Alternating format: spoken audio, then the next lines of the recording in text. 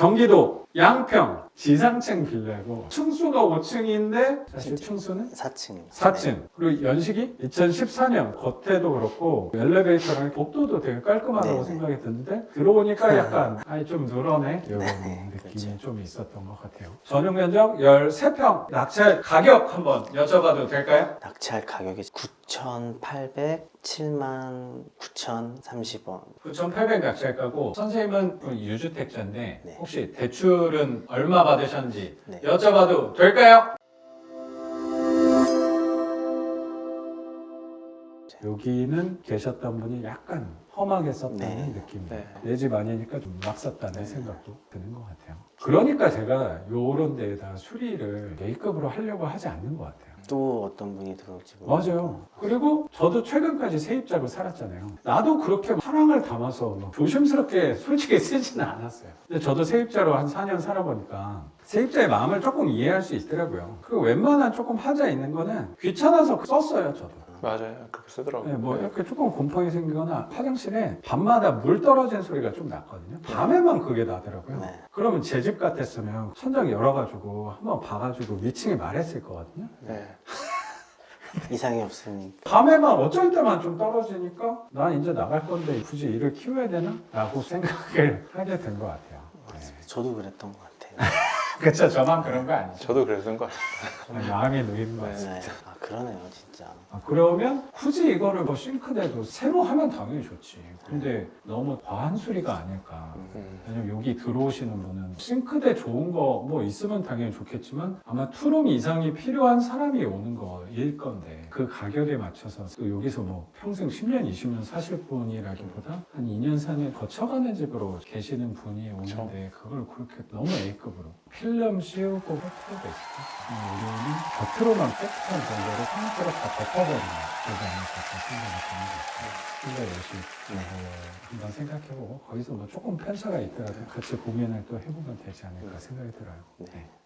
그러면 경기도 양평 지상층 빌라고 층수가 5층인데 사실 층수는 4층입니다. 4층. 그리고 연식이 2014년 겉에도 그렇고 엘리베이터랑 복도도 되게 깔끔하다고 네. 생각이 드는데 들어오니까 약간 아이 좀 늘어네 이런 네, 느낌이 그렇죠. 좀 있었던 것 같아요. 전용 면적 13평. 낙찰 가격 한번 여쭤봐도 될까요? 낙찰 가격이 9,800, 79,030원. 9,800 낙찰가고 선생님은 주택이 기존에 한 채가 있습니다. 있었죠? 네네. 그럼 유주택자인데 네. 혹시 대출은 얼마 받으셨는지 네. 여쭤봐도 될까요? 예.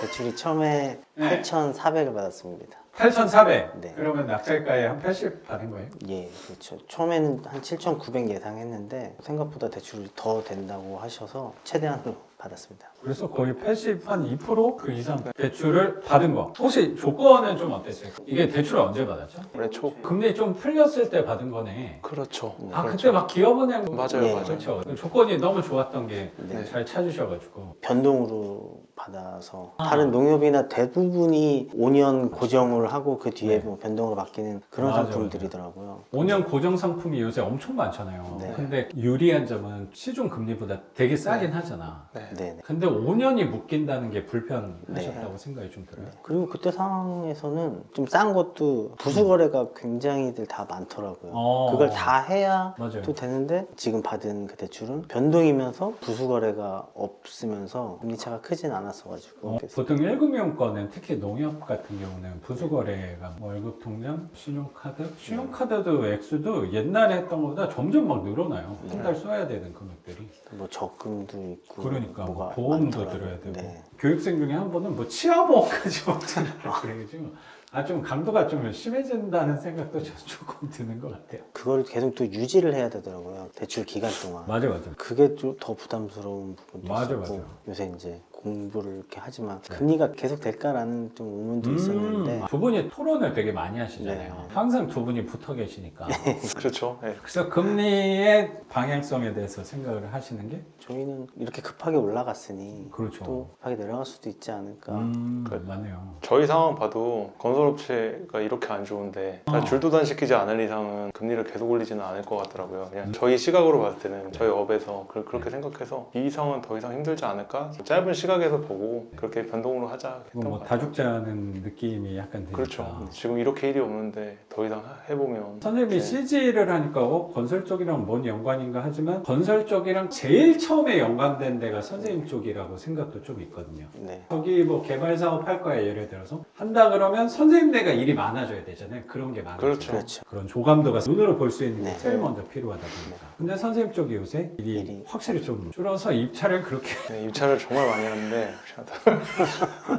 약간 불편한 상황일 수도 네. 있는데 두 분이 진짜 현명하게 방향은 잘 설정하셨다는 생각이 주제에 넘지만 좀 그런 생각이 들어요. 그래서 금리가 몇 프로예요? 네. 5.3% 이렇게 되는 것 같아요. 그때 당시에 구수거래도 안 하고 그 정도 했으면 네, 네, 굉장히 좋았죠. 굉장히 네. 진짜 잘 네. 받은 편이라고 또 생각이 드네요. 부수거래를 안 하면 그거보다 넘어가는 것들이 더 많았어요. 그래서 그때 선생님이 해주신 말씀 중에 그냥 저는 그 당시 제일 좋은 걸 합니다라고 하셨었는데 변동인데도 불구하고 이게 금리도 더 좋더라고요. 맞아, 그래서 맞아. 걸렸던 거는 이제 법무비가 법무비가 조금 좀 비쌌는데 길게 봤을 때는 그냥 차라리 얘가 더 낫겠다라는 생각이 그렇죠. 법무비는 일회성으로 한 번만 네. 내놓으면 되는 건데 금리는 계속 지금 같은 상황에서는 싸니까 위안이 되지만 혹시라도 금리가 떨어졌을 때도 4% 후반 5%를 내고 있다라고 하면은 굉장히 속상하죠. 저도 그런 경험이 있어서 그래요. 저도 한때 대출이 어려울 때가 있었거든요. 대출이 너무 많은데 아무도 안 해준다고 했을 때 어쩔 수 없이 이금융에서 원예농협 이런 데를 갈 수밖에 없었던 상황이 있었는데 그때는 해주니까 일단 그걸 했는데 시장 금리가 거의 막 3%, 2% 후반대까지 떨어질 때도 걔는 막 4% 이럴 때는 지금 보면 4%가 되게 싸지만 전체적인 금리가 3% 쓰고 있는데 걔를 4.5 이렇게 쓰고 있으면 되게 속상해요. 그렇죠. 근데 지금 봤을 때는 이게 4.5는 되게 싸 보이죠. 네. 이게 항상 상대적인 네, 부분이니까 그렇죠. 멀리까지 내다보는 두 분의 현명한 결정이 아니었을까. 그리고 비교해봤을 때 큰 차이 안 나면 뭐 법무비 차례 조금 더 내고 그거 네. 하는 게 네. 나은 그렇죠. 부분이라고 생각도 드네요. 네. 그렇게 대출도 잘 받은 거고 그러면 명도에 관해서 좀 네. 여쭤볼게요. 여기는 계셨던 분이 아까 말씀하신 게 세입자분이 계셨다고 했는데 LH공사에서 임차인으로 되어 있고 들어가서 세입자가 네. 일반 세입자가 아니고 세입자 임차 내역에 한국토지주택공사 네. 이렇게 써 있었나 봐요. 네, 네. 맞아요. 그걸 오해하시는 분들이 LH 직원 숙소 아닌가 이렇게 또 생각하시는 분도 계시더라고요. 네. 근데 그게 아니었고 그 세입자가 그쪽에서 도움을 많이 받으시는 것 같더라고요. 그래서 지원을 해서 살고 계시는 네. 그래서 저리로 LH 네. 공사에서 네. 전세자금 네. 대출해 주는 거고